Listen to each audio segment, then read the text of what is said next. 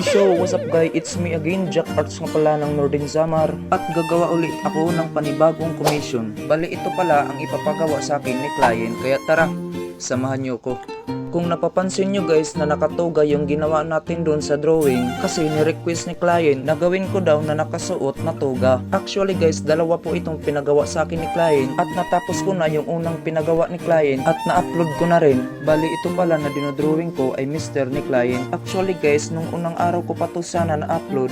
Dahil sa nabisi rin ako sa paggawa ng ibang commission, di na ako nagkaroon ng oras sa pag-i-edit nitong video. At kagabi lang ako nagkaroon ng time sa pag-i-edit kasi sabi ko di muna ako gagawa ng drawing nung araw na yun. Bali itong dalawang drawing pala na pinagawa sa akin ay naipadala ko na rin kay client. At so ayan guys, tapos na pala itong drawing.